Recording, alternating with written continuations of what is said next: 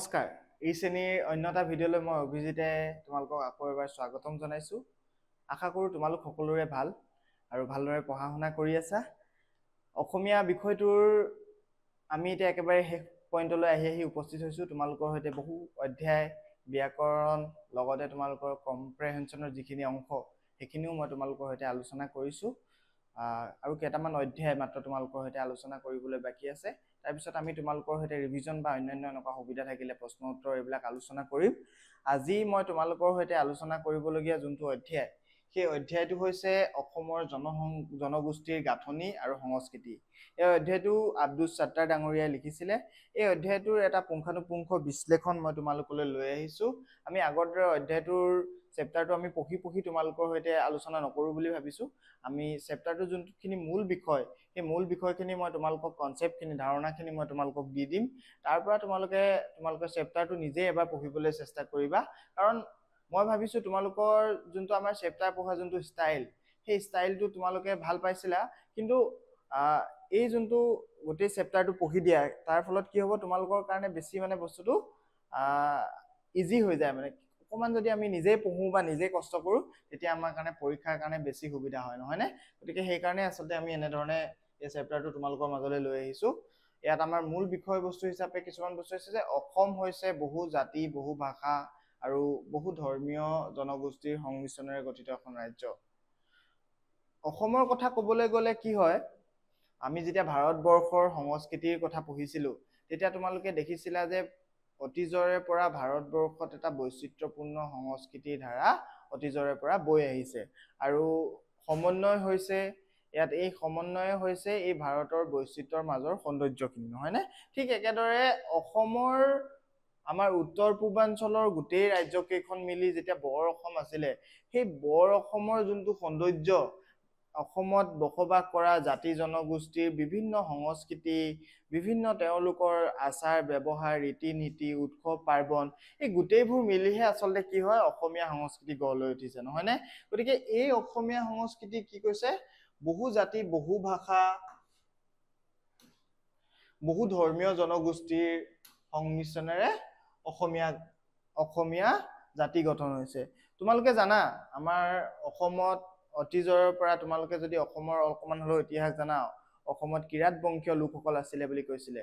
গতিকে সেই যে পুৰণা বংশীয় বা সেই যে তোমাৰ অসুৰ বংশীয় ৰজা, আমাৰ অসমৰ প্ৰথম ৰজা বুলি ক'লে আমি কাৰ নাম মনলৈ আহে? মহীৰংগ দানৱৰ নাম মনলৈ আহে, নহয়নে? গতিকে সেই যে আমাৰ অসমৰ ঐতিহ্য, অসমৰ ইতিহাস, সেই ইতিহাস অসমৰ ইতিহাসত এই অসমৰ যিবোৰ জনগোষ্ঠী আছে, জাতি জনগোষ্ঠী আছে, এই গোটেই জাতি জনগোষ্ঠীৰ মাজৰ যোনবোৰ কালচাৰ, সেই কালচাৰবোৰ আমি সকলোৱে কি কৰি লৈছোঁ, সকলোৱে আমাৰ বৃহত্তৰ অসমীয়া কালচাৰৰ আওতালৈ ভিতৰলৈ আনি লৈছোঁ। গতিকে সেইখিনিয়ে অসমীয়া সৌন্দৰ্য, এইখিনি কথা আমি পাতিম। ত্ৰয়োদশ শতিকাত মংগোলীয় গোষ্ঠী আহি অসমত স্থায়ী হয়। অসমৰ যদি তোমালোকে ইতিহাস চোৱা, অসমৰ ইতিহাসটো যদি তোমালোকে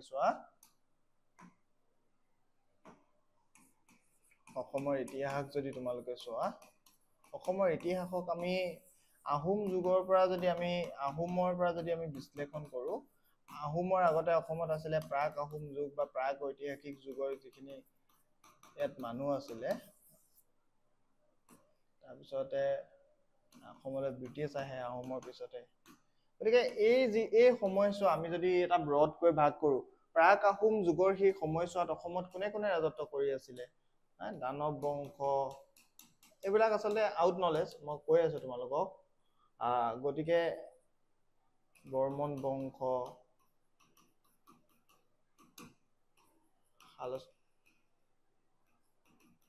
এই এনেকুৱা ধৰণৰ ৰজাবিলাকে আমাক অসমত কি কৰিছিলে? ৰাজত্ব কৰিছিলে আগতে, নহয়নে?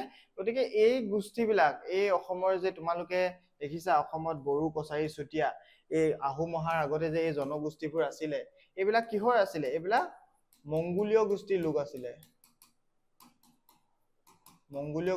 আছিলে। তোমালোকে অসমীয়া ছাত্ৰ ছাত্ৰী হিচাপে নৃগোষ্ঠী, গোষ্ঠী এইবিলাক জানা নিশ্চয়কৈ। গতিকে সেই যি মংগোলীয় গোষ্ঠী, এই মংগোলীয় গোষ্ঠী ত্ৰয়োদশ শতিকাত অসমলৈ আহিছিলে বুলি কৈছে। এইবিলাক কোন আছিলে? এই আহোমসকল, বিশেষকৈ এইবিলাক কি আছিলে?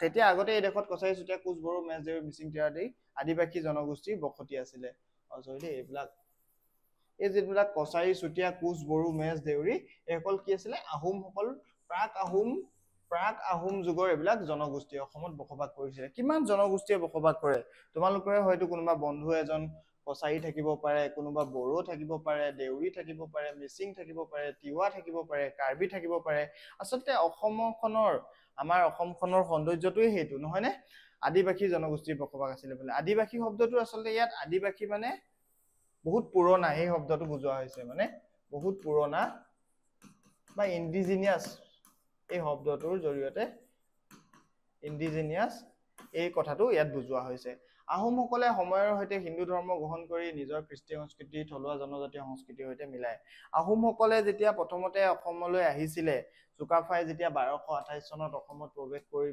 প্ৰতিষ্ঠা স্থাপন কৰিছিলে চুকাফাৰ আহোম বংশ অসমত স্থাপন কৰিছিলে তাৰ পিছত কিন্তু লাহে লাহে তেওঁ কি কৰিছিলে তেওঁ প্ৰথমতে সেই তেওঁলোকৰ পূজ্য দেৱতাক তেওঁলোকে পূজা কৰিছিলে দেউধাই তেওঁলোকে তেনেকুৱা ধৰণৰ ৰীতি-নীতি আছিলে তেওঁলোকৰ গতিকে সেই যোনবোৰ তেওঁলোকৰ ৰীতি-নীতি সেই ৰীতি-নীতিবিলাক তেওঁলোকে এৰা ধৰাৰ মাজেৰে কি কৰিছিলে পিছত হিন্দু ধৰ্ম গ্ৰহণ কৰিছিলে প্ৰাচীন অসমীয়া সমাজত ত্ৰান্তিক আৰু বৌদ্ধ ধৰ্মৰ প্ৰভাৱ আছিলে ইয়াত কি কৈছে ইয়াত ধৰ্মৰ কথা প্ৰথমতে পাতি থকা হৈছে আমি সংস্কৃতিৰ কথা পাতিলে আমি কিহৰ কথা পাতো আমি ভাৰতীয় সংস্কৃতিৰ যেতিয়া তোমালোকক চেপ্টাৰটো মই পঢ়াইছিলো এতিয়া কি আছিলে লোকবিশ্বাস আমি কিহৰ কথা পাতো আমি কিহৰ কথা পাতো লোকবিশ্বাস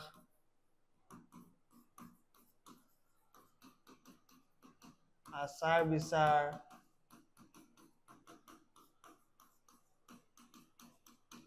ৰীতি-নীতি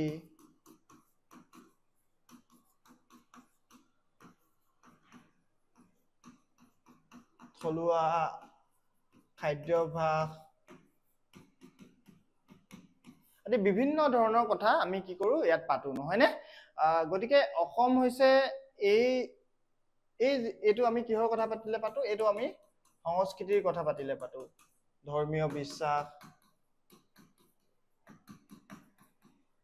উৎসৱ পাৰ্বণ গতিকে আমাৰ অসমৰ এই যোনটো আমাৰ চেপ্টাৰটোৰ নাম জনগোষ্ঠীৰ গাঁথনি আৰু সংস্কৃতি এই যোনটো আমি চেপ্টাৰটো পঢ়ি আছো এই চেপ্টাৰটো আমি পঢ়োতে অসমৰ জনগোষ্ঠীবিলাক কেনেকৈ গঠন হ'ল তেওঁলোকৰ সংস্কৃতি কি এই কথাখিনি আচলতে জানিব লাগিব প্ৰাচীন অসমীয়া সমাজত কি আছিলে কৈছে ত্ৰান্তিক আৰু বৌদ্ধ ধৰ্মৰ প্ৰভাৱ আছিলে বুলি কৈছিলে এই যোনটো আমাৰ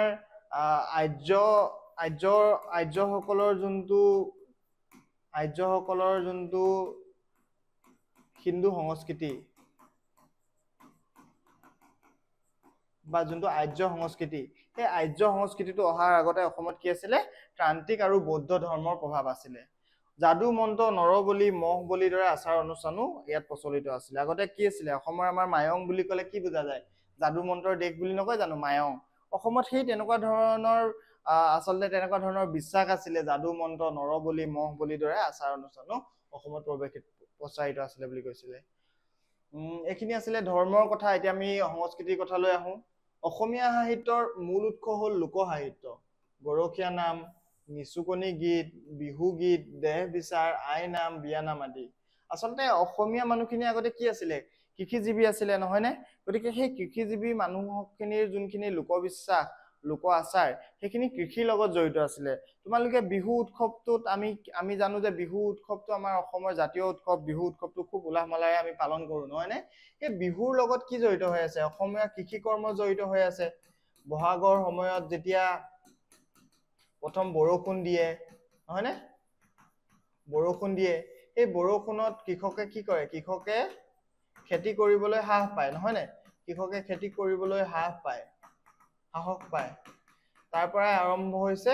আমাৰ বহাগৰ বিহু নহয় নে একেদৰে কাতি বিহুত আমি কি কৰো চাকি বন্তি জ্বলাই কাতি বিহু কঙালীৰ দিন চাকি বন্তি বহাই আমি সোণালী ধাননিৰ কামনা কৰো আঘোণত ধান পকিবলৈ আমি আশা কৰো তাৰ পৰা মাঘৰ বিহুত কি হয় ধুনীয়াকৈ আমাৰ ধান চাউল তেতিয়ালৈকে ভৰাই হৈ যায় ভঁৰালত আৰু আমি মাঘৰ বিহুত ভোগ কৰোঁ। এই গোটেই যোনবোৰ কৃষি আছে, এই যোনবোৰ উৎসৱ আছে, এই উৎসৱবিলাকত তোমালোকে কি দেখিলা? এটা কৃষি কৰ্মৰ যোনটো মূল ভেটি সেইটো কোনে নিৰ্মাণ কৰিছে? কৃষি কৰ্মই নিৰ্মাণ কৰিছে। গতিকে আমাৰ যোনবোৰ লোকসাহিত্য, সেই লোকসাহিত্যবিলাকতো তোমালোকে আমাৰ গৰখীয়া নামেই হওক, নিচুকনি গীতেই হওক, বিহু গীতেই হওক, দেহ বিচাৰৰ গীতেই হওক, আই নামেই হওক, বিয়া নামেই হওক, এইবিলাকত আমি কি দেখা পাওঁ? এইবোৰ হৈছে মৌখিক গীত। এইবিলাক গীতৰ কোনো ৰচক নাথাকে। এইবিলাক গীত মুখে মুখে চলি আহিছে আজু ককাহঁতে। তেওঁলোক হয়তো নিৰক্ষৰ থাকিব পাৰে, তেওঁলোকে লিখা পঢ়া নাজানে, কিন্তু তেওঁলোকে ইমান মৰম লগাকৈ, ইমান ধুনীয়াকৈ এই গীতবোৰ যে ৰচনা কৰিছে, লিখিছে, গাইছে, এই গীতবোৰ তেওঁলোকে ক'ৰ পৰা অনুপ্ৰেৰণা পাইছে? সেই কৃষি কৰ্মৰ পৰা অনুপ্ৰেৰণা পাইছে। সেই যোনটো সৃষ্টিশীলতা, কৃষি কৰ্ম মানেই যেন সৃষ্টিশীলতা, সেই সৃষ্টিশীলতাৰ পৰাই এইবিলাক আহিছে। আৰু এইবিলাকে হৈছে আমাৰ লোকসাহিত্যৰ কি বুলি ক'ব লাগিব? আমি ভেটি বুলি ক'ব লাগিব। বিভিন্ন সময়ত ইয়াৰ পিছত আমি যদি চাওঁ, বিভিন্ন সময়ত আহোম, মুছলমান, উত্তৰ ভাৰতীয় ব্ৰাহ্মণ ক্ষত্ৰিয়সকল আহি অসমীয়াৰ সৈতে সংস্কৃতিগত সংমিশ্ৰণ ঘটাইছে। আহোম, মুছলমান, উত্তৰ ভাৰতীয় ব্ৰাহ্মণ ক্ষত্ৰিয়সকল আহি অসমীয়াৰ সৈতে সংস্কৃতিগত ভাষাৰ ক্ষেত্ৰত অসমীয়া ভাষাই সকলো জনগোষ্ঠীক একত্ৰিত কৰি ৰখা নেজাডাল প্ৰদান কৰিছিলে। এই সংমিশ্ৰণকে লেখকে সমন্বয়ৰ প্ৰক্ৰিয়া, এছিমিলেশ্যন বুলি কৈছে।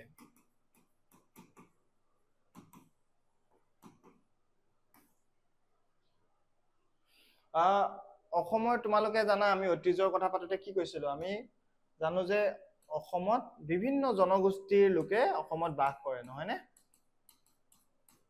প্ৰাক আহোম যুগৰ পৰা তোমালোকে দেখিলা বড়ো, কছাৰী, চুতীয়া,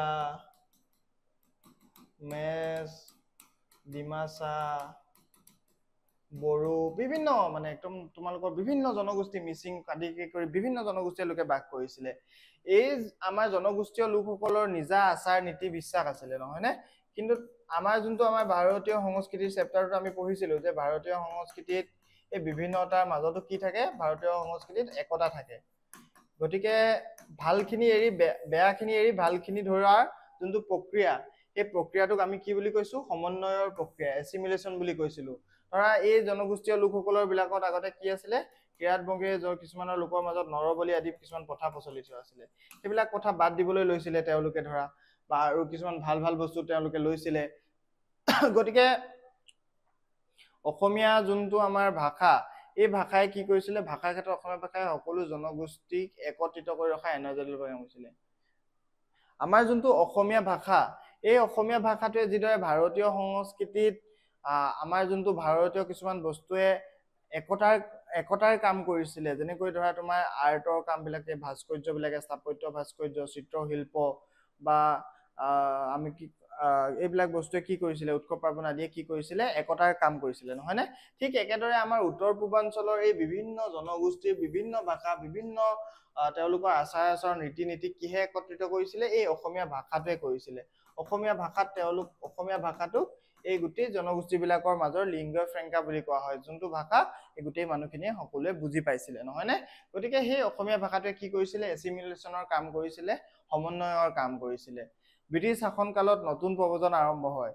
বিহাৰ, উৰিষ্যা, মধ্যপ্ৰদেশ, উত্তৰ প্ৰদেশৰ চাহ বনুৱাসকল আহি অসমীয়াৰ অংশ হয়। ব্ৰিটিছ শাসনকালত আকৌ কি হয়? বিহাৰ, উৰিষ্যা, মধ্যপ্ৰদেশ, উত্তৰ প্ৰদেশৰ চাহ বনুৱাসকল আহি অসমীয়াৰ অংশ হয়। এইখিনি কথাও আমি পাতিম। মৈমনসিংহৰ মুছলমান কৃষকসকল আহি অসমীয়াৰ সৈতে মিলে আৰু অসমীয়া ভাষা গ্ৰহণ কৰে। ব্ৰিটিছসকলে 1836 পৰা 1873 চনৰ ভিতৰত বঙলা ভাষা শিক্ষাৰ মাধ্যম হিচাপে প্ৰচলন কৰে। কিন্তু অসমীয়া আন্দোলনত পুনৰ অসমীয়া ভাষা পুনঃস্থাপিত হয়। সময়ৰ সৈতে নেপালী, পাঞ্জাবী, মাৰোৱাৰী, ৰাজস্থানী আদি লোকেও আহে। কেইবাজনে অসমীয়াৰ সৈতে সংযুক্ত হয়, আন কেইজনমানে নিজস্বতা অক্ষুণ্ণ ৰাখে। অসমৰ যোনটো এটা ঐতিহ্যপূৰ্ণ ইতিহাস, অসমৰ ইতিহাসৰ কথা আচলতে যদি আমি পাতি থাকো শেষ নহব। তথাপিও মই থুলমূলকৈ কিছুমান কথা তোমালোকক সৈতে পাতিব খুজিছো যে অসমৰ অতীজৰ পৰা মই তোমালোকক যে কৈছিলো আমাৰ অসমৰ পৰা মহাভাৰতৰ যুদ্ধ লাগিবলৈ ভগদত্ত ইয়াৰ পৰা গৈছিলে। গতিকে বহুত পুৰণা এটা ইতিহাস আছে। অসমৰ পুৰণা নাম তোমালোকে জানা প্ৰাগজ্যোতিষপুৰ। সেই প্ৰাগজ্যোতিষপুৰৰ পৰা আমাৰ কামাখ্যা মন্দিৰ কিমান পুৰণা, নহয়নে? সেই তেতিয়াৰ পৰা অসমত ইয়াত বিভিন্ন লোকে বসবাস কৰি আহিছে আৰু সকলোৰে এটা সোণালী ইতিহাস আছে বুলি ক'ব লাগিব। এটা স্বৰ্ণীল পৰিক্ৰমাৰে মাজত আহি পিনি অসমীয়া জাতি আদি গঢ় লৈ উঠিছে। গতিকে এই বৃহত্তৰ পৰিক্ৰমাটোত বিভিন্ন ইয়াত কি হৈছে? এৰা ধৰা হৈছে, কেতিয়াবা কিছুমান বেয়া আমাৰ শংকৰদেৱে কি কৰিছিলে মধ্যযুগত যিবোৰ আমাৰ কুসংস্কাৰে অসমত সেই সময়ত ঘেৰি ধৰিছিলে সেই কুসংস্কাৰবিলাক পৰিষ্কাৰ পৰিচ্ছন্ন কৰি তেওঁ এটা নতুন সংস্কৃতি বৈষ্ণৱ সংস্কৃতি অসমত গঢ়ি তুলিছিলে গতিকে বিভিন্ন সময়ত অসমত এই যিটো এৰা ধৰাৰ যিটো নীতি যোনটো এটা কি বুলি ক'ব লাগিব এটা নতুনৰ যোনটো গতিৰ মাজত পুৰণাখিনিক পাহৰি যোৱা নাই কিন্তু পুৰণাবিলাক এৰিছে বা পুৰণাৰ ভালবিলাক লৈছে বেয়াবিলাক এৰিছে এনেকে ধৰণে আচলতে অসমৰ যোনটো কালচাৰ সেই কালচাৰটো বৰ্তি আছে এতিয়া আমি আহি এই ব্ৰিটিছৰ সময় পালোহি ব্ৰিটিছৰ সময়ত কি হৈছিলে নতুনকৈ কিছুমান লোকৰ প্ৰব্ৰজন হয় যেনেকৈ বিহাৰ উৰিষ্যা মধ্যপ্ৰদেশ উত্তৰ প্ৰদেশৰ চাহ বনোৱাসকল অসমত যেতিয়া চাহ বাগান পাতিলে এই চাহ বাগানবিলাকত অসমীয়া মানুহখিনিয়ে তেতিয়া কষ্ট নকৰে মানে অসমীয়া যিসকল লোক আছিলে তেওঁলোকে সেই কষ্টখিনি কৰিব নোৱাৰে যোনখিনি সেই তেনে লোকবিলাকে কষ্ট কৰে গতিকে ব্ৰিটিছে তেওঁলোকক কি কৰিছিলে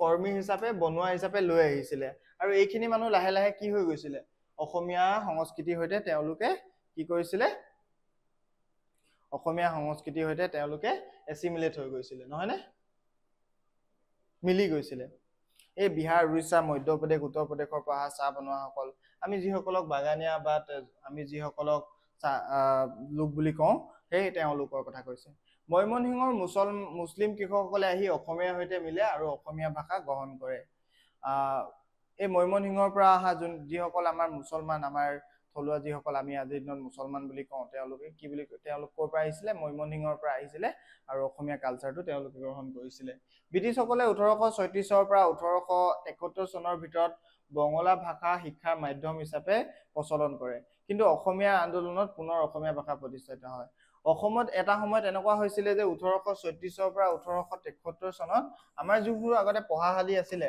আমাৰ অসমৰ পঢ়াশালী বা অসমৰ যোনবিলাক অসমত আগতে আধুনিক শিক্ষা নাছিলে ন তো আগতে টুল বা এনেকুৱা শিক্ষানুষ্ঠানবিলাকত অসমীয়া মানুহে পঢ়িবলৈ গৈছিলে বা পঢ়া শুনা কৰিছিলে কিন্তু ব্ৰিটিছে আহি পিনি অসমত আধুনিক শিক্ষা প্ৰৱৰ্তন কৰিলে এই আধুনিক শিক্ষা প্ৰৱৰ্তন কৰোঁতে কি হ'ল কলকাতাখন আমাৰ ওচৰত আছিলে আৰু কলকাতাত অলপ মানুহবোৰ শিক্ষিত আছিলে আমাৰ অসমৰ যিসকল তোমালোকে ইতিহাস পঢ়িলে গম পাবা আমাৰ অসমৰ যিসকল মধ্যবিত্তীয় লোক আছিলে তেওঁলোকক বাদ দি পানি কলকাতাৰ পৰা কিছুমান লোক আনি পানি তেওঁলোকক কি কৰিছিলে তেওঁলোকক যোনবিলাক সাহাবী কাম সেই সাহাবী কামবিলাক দিছিলে 1836 পৰা 1873 চনৰ ভিতৰত কি হৈছিলে অসমত অসমীয়া ভাষাৰ অৱস্থা একেবাৰে কাহিল হৈ পৰিছিলে এইটো কলা দিন বুলি ক'ব লাগিব অসমীয়া ভাষা সাহিত্যৰ কাৰণে বঙলা ভাষা শিক্ষাৰ মাধ্যম হিচাপে প্ৰচলন কৰিছিলে কিন্তু অসমীয়া আন্দোলনত কিন্তু অসমীয়া কিছুমান তেতিয়া সেই সময়ৰ গুণাভিৰাম বৰুৱা হেমচন্দ্ৰ গোস্বামী এনেকুৱাবিলাক লোকৰ প্ৰচেষ্টাত লগতে খ্ৰীষ্টান মিছনেৰীসকলৰ কিছুমান প্ৰচেষ্টা আছে অৰুণোদয় কাকত আদি তেওঁলোকে প্ৰকাশ কৰিছিলে তেওঁলোকৰ প্ৰচেষ্টাত কি হৈছিলে তেওঁলোকৰ প্ৰচেষ্টাত পুনৰ অসমীয়া ভাষা পুনৰ স্থাপিত হৈছিলে সময়ৰ সৈতে নেপালী পঞ্জাবী মাৰোৱাৰী ৰাজস্থানী আদি লোকো আহে কেইবাজনে অসমীয়াৰ সৈতে সংপৃক্ত হয় আন কেইবাজনো নিজস্বতা অক্ষুণ্ণ ৰাখে সময়ৰ সৈতে অসমলৈ বিভিন্ন লোকৰ আগমন হৈছে পাঞ্জাবী নেপালী মাৰোৱাৰী আদি এনে লোকবিলাকো অসমলৈ আহিছে বা অসমলৈ তেওঁলোকৰ আগমন ঘটিছে দেশ স্বাধীন হোৱাৰ পিছত পূৰ্ববংগৰ পৰা অনুপ্ৰৱেশ বৃদ্ধি পায় যাৰ ফলত বিদেশী বহিষ্কৰণৰ দাবী উঠে লেখকে কৈছে সকলো জনজাতি ধৰ্ম আৰু ভাষা গোষ্ঠী মিলে বৃহৎ অসমীয়া জাতি গঠিত অসমীয়া ভাষা আৰু সংস্কৃতিৰ সংমিশ্ৰণে আচলতে জাতীয়তাৰ সম্প্ৰীতিৰ মূল আধাৰ অসমৰ সংস্কৃতিও ভাৰতীয় সংস্কৃতিৰ চেপ্টাৰটোত যিদৰে আমি বৈচিত্ৰ্যপূৰ্ণ বা এটা বৃহত্তৰ এটা বৈচিত্ৰ্য আছে বুলি আমি পঢ়িছিলো ঠিক একেদৰে অসমতো তোমালোকে দেখিলা অসমত বিভিন্ন জনগোষ্ঠী বিভিন্ন তোমালোকৰ কি ক'ব লাগিব বিভিন্ন ধৰণৰ জাতি জনগোষ্ঠী বিভিন্ন আচাৰ বিচাৰ বিভিন্ন বেলেগ বেলেগ ধৰণৰ ইয়াত ৰীতি নীতি আছে কিন্তু কি হৈছে কালক্ৰমত সকলোৱে অসমীয়া যোনটো আমাৰ সংস্কৃতি বৃহত্তৰ অসমীয়া সংস্কৃতি হেতুৰ লগত মিলি গৈছে হেতু কথাই ইয়াত লেখকে বুজাবলৈ চেষ্টা কৰিছে সকলো জনজাতি জাতি ধৰ্মগোষ্ঠী মিলি বৃহৎ অসমীয়া জাতি গঠিত হৈছে আৰু অসমৰ অনুপ্ৰৱেশ সমস্যাটোৰ কথা কৈছে তোমালোকে অসম আন্দোলনৰ কথা শুনিছা অসম আন্দোলনৰ কথা অলপ হলেও জানা বৃহত্তৰ 6 বছৰীয়া 1979 চনৰ পৰা 85 চনলৈ যিটো অসম আন্দোলন হ'ল গতিকে সেই যোনটো আন্দোলনে কি কৰিছিলে অসমৰ এটা অসমীয়া জাগৰণ এটা সৃষ্টি কৰিছিলে সেই সময়ত বাংলাদেশী সমস্যা বা বিদেশী সমস্যাই আচলতে অসমৰ থলুৱা যোনটো পৰিচয় সেই পৰিচয়টো হেৰুৱাই পেলাব বুলি এটা শংকা নামি আহি পৰিছিলে ভয় নামি আহিছিলে অস্তিত্বৰ সংকট নামি আহিছিলে অসম আন্দোলনৰ কথা ইয়াত থুলমূলকৈ বুজোৱা হৈছে গতিকে গোটেই কথাখিনি মই ভাবিছো তোমালোকে ভালদৰে বুজি পালা আৰু যদি তোমালোকৰ কিবা চেপ্টাৰটো ডাউট হয় আমাক সুধিবা এতিয়া আমি প্ৰশ্ন উত্তৰ শিতানলৈ আহোঁ প্ৰশ্নোত্তৰ শিতানলৈ অহাৰ আগতে আমি লেখক পৰিচয়ৰ বিষয়ে জানি লওঁ। লেখক আব্দুছ ছাত্তাৰ কিতাপৰ জন্ম তেখেতৰ যোৰহাট জিলাত। চিন্তাশীল সাহিত্যিক, প্ৰবন্ধকাৰ আৰু সমালোচক। প্ৰধান গ্ৰন্থ তেখেতৰ কৃষ্ণকান্ত সন্দিকৈ প্ৰসংগ কোষ, সংমিশ্ৰণত অসমীয়া সংস্কৃতি, দৃষ্টি আৰু সৃষ্টি, উদ্ধৃতি সহচৰ। এজন সময়ত অসম সাহিত্য সভাৰ প্ৰধান সম্পাদক আছিলে। 1987 চনত তেখেতৰ অকল মৃত্যু হয়। গতিকে এইখিনি কথা আমি চালো। চমু প্ৰশ্ন কিছুমান লৈ আহিছিলো 2017 চনত তোমালোকৰ SSLCত আহিছিলে। ত্ৰয়োদশ শতিকাত অসমলৈ অহা বহিৰাগত গোষ্ঠী কোনটো? ত্ৰয়োদশ শতিকাত অসমলৈ অহা বহিৰাগত গোষ্ঠীটো হ'ল মংগোলীয় গোষ্ঠী। আমাৰ আহোমসকলৰ কথা কৈছে। প্ৰাচীন কালৰ পৰা অসম দেশ কিহৰ বাবে প্ৰসিদ্ধ আছিলে? প্ৰাচীন কালৰ পৰা অসম দেশ যাদু মন্ত্ৰ আৰু ঐন্দ্ৰজালিক বিদ্যাৰ বাবে প্ৰসিদ্ধ আছিলে। ঐন্দ্ৰজালিক বিদ্যা মানে যোনটো মায়া আমাৰ মায়া বিদ্যা মানে কি? যাদু মন্ত্ৰ নহয় জানো? ক'ত আছে এইটো? আমাৰ মায়াঙত। এইবিলাকৰ কাৰণে প্ৰসিদ্ধ আছিলে বুলি কৈছে। কিহে অসমীয়া জাতিক অধিক কটকটীয়া কৰিলে? ভাষিক সংমিশ্ৰণে অসমীয়া জাতিক অধিক কটকটীয়া কৰিলে। মানে অসমীয়া যোনটো ভাষা, আমি যোনটো ভাষা কৈ থাকোঁ, সেই ভাষাটোৱে কি কৰিছিলে? এইটো এটা লিংগীয় ফ্ৰেংকা, মানে চবৰে ভাষাবিলাক দোৱান বহুত আছে নহয় জানো অসমত? বড়ো, কছাৰী, তিৱা, মিচিং, কাৰ্বি সকলোৰে নিজৰ নিজৰ দোৱান আছে। কিন্তু সকলোৱে কেতিয়াবা কি হয়, কাৰ্বি মানুহজনে হয়তো বড়ো মানুহজনৰ কথাটো কাৰ্বি ভাষাটো কেতিয়াবা বুজি নাপাব পাৰে বা অন্য এজনে বুজি নাপাব পাৰে। গতিকে সকলোকে একত্ৰিত কৰা যোনটো ভাষিক একতা, সেই ভাষাটোৱে হৈছে অসমীয়া ভাষা। তাৰপিছত অসমীয়া জনগোষ্ঠীৰ ধাৰক বুলিলে কোনসকলক বুজা যায়? অসমীয়া জনগোষ্ঠীৰ ধাৰক বুলিলে আমি কছাৰী, চুতীয়া, কোচ, মেচ, ডিমাচা, দেউৰী, মিচিং, এইবিলাকক বড়ো, তিৱা, কাৰ্বি আদি অনাৰ্য জাতিবোৰক বুজো। কিমান চনৰ পৰা কিমান চনলৈ অসমৰ বিদ্যালয়ত বঙলা ভাষা চলিছিলে? 1836 চনৰ পৰা 1873 চনলৈকে অসমৰ বিদ্যালয়ত বঙলা ভাষা চলিছিলে। চাহ উদ্যোগৰ কৰ্মীসকল কোন? তেওঁলোক ক'ৰ পৰা অসমলৈ আহিছিলে? চাহ উদ্যোগৰ কৰ্মীসকল হৈছে চাওতাল, কুৰ্মী, মুছৰ, মুণ্ডা, তেলেঙা, হু, ভূমিজ, ওৰাং, তাঁতী, লোহাৰ আদি। এওঁলোকে বিহাৰ, উৰিষ্যা, মধ্যপ্ৰদেশ আৰু উত্তৰ প্ৰদেশৰ পৰা অসমলৈ আহিছিলে। এইবোৰ প্ৰশ্ন তোমালোকৰ পৰীক্ষাত আহি আছে, ভালদৰে প্ৰস্তুতি কৰিবা। মই তোমালোকলৈ লৈ আহিছো, তোমালোকে PDF বোৰ পাই যাবা। PDF বিলাকো চাই তোমালোকে পঢ়িব পাৰা। অসমৰ পুৰণা সাহিত্যৰ সমলবোৰ কি কি? অসমৰ পুৰণা সাহিত্যৰ সমলবোৰ হ'ল অলিখিত গৰখীয়া নাম, নিচুকনি গীত, নাও খেলোৱা গীত, বাৰমাহী গীত, আইনাম, বিয়ানাম, বনগীত, বিহুগীত, দেহ বিচাৰৰ গীত, মন্ত্ৰ সাহিত্য আৰু ডাকৰ বচন আদি। অসমৰ বৈচিত্ৰ্যপূৰ্ণ জনগোষ্ঠীৰ গাঁথনিতে অসমীয়া সংস্কৃতিৰ বৈশিষ্ট্য ৰক্ষা পৰিছে। ব্যাখ্যা কৰা বুলি কৈছে। দীঘল প্ৰশ্ন এটা 2017 চনত আহিছে। এইবিলাক তোমালোকৰ আহি থকা প্ৰশ্ন। ইয়াত মই পঢ়ি দিছো তোমালোকৰ এইটো আৰম্ভণি, তোমালোকৰ যোনটো মই ফৰ্মেট বুজাইছিলো, এই যে আৰম্ভণি,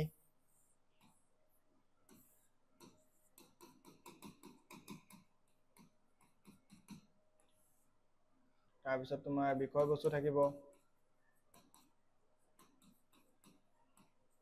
তাৰপিছত তোমাৰ সামৰণি হ'ব। এই ফৰ্মেটটোত এইটো লিখা হৈছে। ইয়াত তোমালোকে মই অলপ চাই দিছো বস্তুখিনি, তোমালোকে নিজে এবাৰ পঢ়ি ল'বা। সমগ্ৰ অসম ৰাজ্যখনেই বিভিন্ন জাতি, উপজাতি আৰু জনজাতিৰ জনগোষ্ঠীৰ সমষ্টি। সেইবাবে অসমীয়া সংস্কৃতিও বাৰে বৰণীয়া আৰু বৈচিত্ৰ্যপূৰ্ণ। প্ৰাচীন কালৰে পৰা অসমত বিভিন্ন জনজাতীয় গোষ্ঠীৰ লোকে বাস কৰি আহিছে। অৰ্থাৎ অসমত আৰ্য জনগোষ্ঠীৰ লোকসকল আছিল ইয়াৰ প্ৰধান কেন্দ্ৰ। ঘাইকৈ ইয়াত কছাৰী, চুতীয়া, কোচ, মেচ, ডিমাচা, দেউৰী, মিচিং, বড়ো, তিৱা, কাৰ্বি আদিকে ধৰি অতীতত অকা, দফলা, আৱৰ, মিচিমি আদি জনগোষ্ঠীসমূহে অসম ভূমিত বসবাস কৰিছিলে। ত্ৰয়োদশ শতিকাত এইবোৰ জনগোষ্ঠীৰ লগতে অসমলৈ নতুন গোষ্ঠীৰ আগমন ঘটিলে। সেয়া হৈছে ঘাইকৈ চীন আৰু হুকং উপত্যকাৰ পৰা অহা মংগোলীয়সকল। অসমলৈ অহা আহোমসকলে নিজৰ পূৰ্বৰ কৃষ্টি সংস্কৃতি পৰিহাৰ কৰি হিন্দু ধৰ্ম আৰু নতুন সংস্কৃতি গ্ৰহণ কৰিছিলে। সেই সময়ত অসমলৈ কোন আহিছিলে? হুকং উপত্যকা। অসমলৈ অহা আহোমসকলে নিজৰ পূৰ্বৰ কৃষ্টি সংস্কৃতি হিন্দু ধৰ্মৰ নতুন সংস্কৃতি গ্ৰহণ। সেই সময়ত অসমলৈ মুছলমানসকলো আহিছিলে। 19বিংশ শতিকাত ব্ৰিটিছে চাহ উদ্যোগ প্ৰতিষ্ঠা কৰিবলৈ অসমলৈ চাওতাল, কুৰ্মী, মুছৰ, মুণ্ডা, তেলেঙা আদি। এই কথাখিনি মই তোমালোকক পঢ়ি দিছিলো। ইয়াত তোমালোকক ফৰ্মেটটো চাবা। এই ফৰ্মেটটোত এইখিনি লিখা হৈছে। মই আগতে কেইবাবাৰো এই ফৰ্মেটটো তোমালোকক বুজাই দিছিলো। এতিয়া মই তোমালোকক বুজাই দিয়া নাই, কাৰণ তোমালোকৰ আৰু কিছুমান মই ক্লাছ লৈ আহিম। মই সোনকালে তোমালোকক চেপ্টাৰ কেইটা বিশ্লেষণ কৰি তোমালোকক সমাপ্ত কৰিব বিচাৰিছোঁ কোৰ্চটো। তাৰপিছত আমি কিছুমান ওৱান শ্বট তোমালোকক কিছুমান চেপ্টাৰ বা তোমালোকৰ পূৰ্ব প্ৰশ্ন সেইবিলাক আচলতে আমি ক্লাছবিলাক ভালকৈ কৰিম। এইখিনিও তোমালোকে পঢ়ি ল'ব পাৰিবা, PDF আকাৰত দিয়া আছে বস্তুবোৰ। ইয়াতো তোমালোকৰ সেই ফৰ্মেটতে দিয়া আছে, আৰু ইয়াত কিছুমান নতুন শব্দ বা তোমালোকে কিছুমান বস্তু লক্ষ্য কৰিবলৈ পাবা। কনচেপ্টত উত্তৰবোৰ দিয়া আছে, তোমালোকে PDF আকাৰত এইবিলাক পাই দিবা। এতিয়া মই তোমালোকক এইবিলাক পঢ়ি নাথাকোঁ, গতিকে মই তোমালোকক অন্য এটা ভিডিঅ'ত এই চেপ্টাৰটোৰ আৰু কিছুমান প্ৰশ্ন আছে সেইবোৰ লৈ আহিম, আৰু অলপ ডিটেইলছত লাগিলে তোমালোকক আৰু অলপ বুজাই দিম। তোমালোকৰ যিকোনো ডাউট থাকিলে বা যিকোনো এই চেপ্টাৰটো মই অলপ ফাষ্ট পঢ়াইছোঁ তোমালোকক, কাৰণ আছে তাৰ, মই পাতিম তোমালোকৰ সৈতে। গতিকে তোমালোকে সকলোকে মই ধন্যবাদ জনাইছোঁ। আমাৰ সৈতে সংযুক্ত হৈ থাকিবা এই শ্ৰেণীৰ ভিডিঅ'সমূহৰ জৰিয়তে। সকলোকে ধন্যবাদ জনাইছোঁ।